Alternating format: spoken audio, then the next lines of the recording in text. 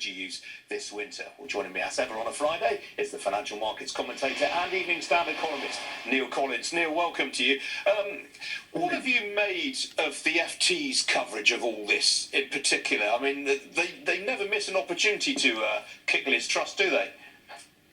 They certainly don't. They're extraordinary, really, their approach to the British economy and British interests. It's almost as if they're sort of offshore and they're looking at it through the eyes of foreigners who really have no interest in being at all positive. They are relentlessly grim. I note today also in the Lex column they say things are so bad in the gilts market, but they're going to get a lot worse, something that I think is mistaken.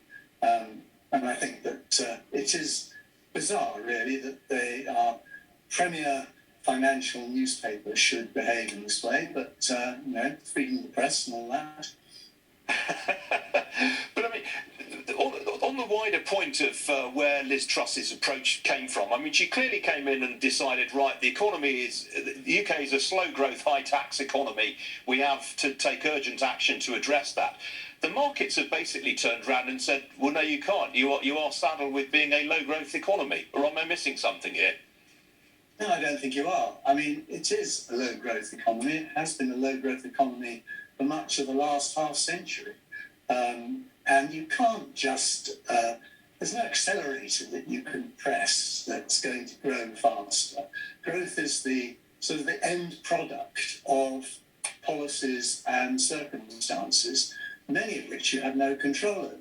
One thing you do have control over as a government is the balance between spending and tax raising. And it was quite clear as soon as the Chancellor stood up that he got that balance wrong and that he was inviting the market to swallow something that it was not prepared to do. And I think actually he's got away quite lightly, because I remember the days when there were actually buyers' strikes in the gilts markets where the Bank of England just couldn't shift any stock at all. And at least he's continued to run the market. I think that the market prices are now saying that his budget is dead and they have to start again.